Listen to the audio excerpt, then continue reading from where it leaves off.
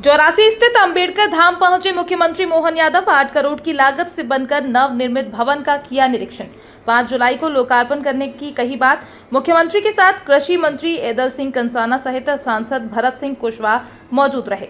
भव्य अंबेडकर धाम बनकर हो रहा तैयार। मुख्यमंत्री मोहन यादव ने कांग्रेस पर बोला हमला। अंबेडकर जी को कांग्रेस पार्टी के द्वारा हमेशा अपमानित करने की कही बात। हमारी पार्टी प्रारंभ से स्वर्गीय भीमराव अंबेडकर जी के समाज में दिए गए योगदान को सदैव नमन करती है और इसीलिए जनसंघ के जमाने से लगा करके हमारी पार्टी ने सदैव अंबेडकर जी के समाज में उनके द्वारा किए गए योगदान को स्मरण करने के लिए लगातार माननीय प्रधानमंत्री जी, उसके पूर्ववर्ती हमारे तत्कालीन प्रधानमंत्री स्वर्गीय भारत रत्न अटल बिहारी वाजपेयी जी, हमारे अपने विचार परंपरा के आधार पर हर साल उनकी जयंती और उनकी पुण्यतिथि मनाते हैं।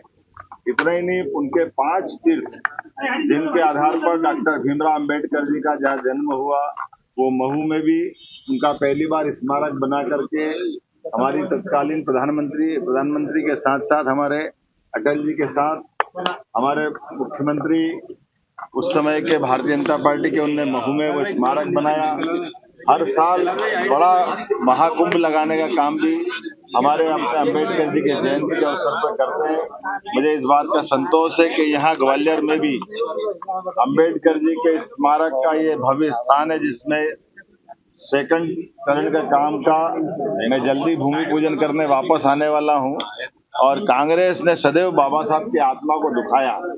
जीते जी बाबा साहब के साथ झूठ बोलकर छल किया गया। उनको उनकी योग्यता के हिसाब से मंत्रिमंडल के अंदर तत्कालीन प्रधानमंत्री श्रीमान नेहरू जी ने जवाबदारी नहीं दी और उससे आगे बढ़ते हुए जब वो उनके संविधान के आधार पर चुनाव में आना चाहते थे, तो कांग्रेस ने उनको लगातार चुनाव हराने का प्रयास किया। उनकी पार्टी के जब 2 सदस्य चुनाव जीते और एक ने अपने सीट से इस्तीफा दे करके बाबा साहब के लिए उपचुनाव की स्थिति लाए, तब भी तत्कालीन प्रधानमंत्री ने अंबेडकर जी को वो चुनाव भी हरा करके पूरी ताकत लगा करके अपनी बाबा अंबेडकर साहब की जो मूल विचारधारा है उसके विरोध में कांग्रेस की विचारधारा की स्पष्ट लाइन खींची। इतना ही नहीं, बाबा साहब ने अपने जीवन में जो दिल्ली के अंदर योगदान दिया है वो किसी से छिपा नहीं, संविधान से लगा करके पार्लियामेंट तक। लेकिन बाबा साहब अंबेडकर के एक चित्र को भी तत्कालीन प्रधानमंत्री लगाना उचित नहीं समझा। प्रतिमा लगाने की तो बात छोड़ो, बाबा साहब के लिए पार्लियामेंट में पहली बार तेल चित्र लगाने का काम भी भारतीय जनता पार्टी के तत्कालीन नेतृत्व ने किया है। बाबा साहब जी जीते जी परेशान रहे, कांग्रेस ने सदैव दुख दिया और जब शरीर छूटा तो बाबा साहब अंबेडकर जी का दाह संस्कार के लिए भी दिल्ली में जगह तत्कालीन कांग्रेस के प्रधानमंत्री और सरकार ने नहीं दी। उतना ही नहीं, बाबा साहब अंबेडकर के पार्थिव शरीर को लेकर के उनकी चैत्य भूमि जब बंबई ले गए तो विमान के आने जाने का खर्चा भी सरकार ने उनकी पत्नी से लिया है। इससे बड़ा निंदनीय काम क्या होगा। कांग्रेस का दोहरा चरित्र सदैव सामने आता है। कांग्रेस हमेशा अपने वोट बैंक के लिए बाद में बदलती है।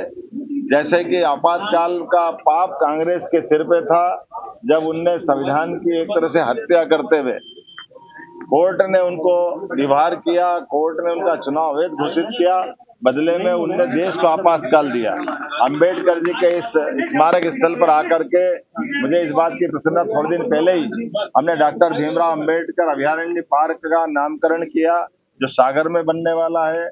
डॉक्टर भीमराव अंबेडकर जी के माध्यम से कई सारी योजनाएं, पंचतीर्थ तो है ही, जहाँ भगवान बुद्ध के स्मरण के आधार पर सांची से हम अंबेडकर जी को जोड़ते हैं। तो हमने बौद्ध यूनिवर्सिटी बनाने का काम किया, दुनिया भर के बौद्ध लोगों को मध्य प्रदेश से जोड़ने का अवसर दिया। बाबा साहब अंबेडकर के आधार पर बच्चों को, मेधावी विद्यार्थियों को छात्रवृत्ति, उनके पढ़ने की, उनकी कोचिंग की, उनके जीवन में बदलाव की, इसी प्रकार से विश्वविद्यालय डॉक्टर भीमराव अंबेडकर विश्वविद्यालय महू में बाबा साहब के जन्म स्थल पर बनाने का काम भी हमारी सरकार ने किया। एक एक करके इतनी सारी योजना है कि बाबा साहब, और वास्तव में हमने ये बाबा साहब के प्रति उनके समाज को दिए गए योगदान को नमन है। लेकिन कांग्रेस को इससे सीखना चाहिए। नकारात्मक पॉलिटिक्स के आधार पर जिस ढंग से कांग्रेस नाटक करती है, अंबेडकर जी और उनके सारे अनुयायी जानते हैं कि कांग्रेस वोट के लिए कुछ भी कर सकती है, इसलिए कांग्रेस आज घर बैठी हुई है। दिल्ली में तीसरी बार वो घर बैठी और मध्य प्रदेश में तो 2003-4 के बाद गलती से 1-1.5 साल छोड़ दो तो कांग्रेस इसीलिए घर बैठी कि वोट की राजनीति नहीं चलेगी। जनता की सेवा करते हुए हमारे महापुरुषों के आदर्श का पालन करे, खासकर भीमराव अंबेडकर जी के जो बताए मार्ग में समता मूलक समाजवादी सभी वर्गों को लेकर के जिस प्रकार से अंबेडकर जी ने अपना जीवन जिया और समाज को प्रेरणा दी है, हम सब मिलकर के इन सारे कामों को स्मरण भी करें और बाकी भी सभी महापुरुषों के साथ हम तो समरसता वाले लोग हैं। इस आधार पर मैं मान के चलता हूँ आज हमारी सरकार जिस प्रकार से काम कर रही है, बहुत जल्दी इसके सेकंड चरण का भूमि पूजन करके उसका काम शुरू करने में 5 तारीख को अगले महीने जुलाई में आ रहा हूँ और उम्मीद करूंगा कि इस कामों को हम बचे हुए काम को भी पूरा करें। हमारे सभी नेतागण इस मुद्दे पे हमारे साथ है। माननीय केंद्रीय मंत्री श्रीमान ज्योतिरादित्य सिंधिया जी से मेरी बात हुई, उनकी खुद की चिंता थी। माननीय नरेंद्र सिंह जी तोमर वो स्वयं आने को तैयार, उन्होंने कहा अपन ने जितना काम हमने किया इतना किसी ने किया नहीं है।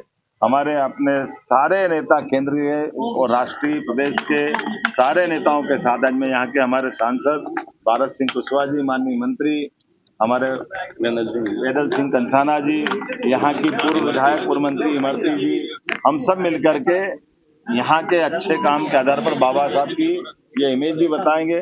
कांग्रेस बताए उनने बाबा साहब के जन्म स्थान पर क्यों कोई स्मारक नहीं बनने दिया।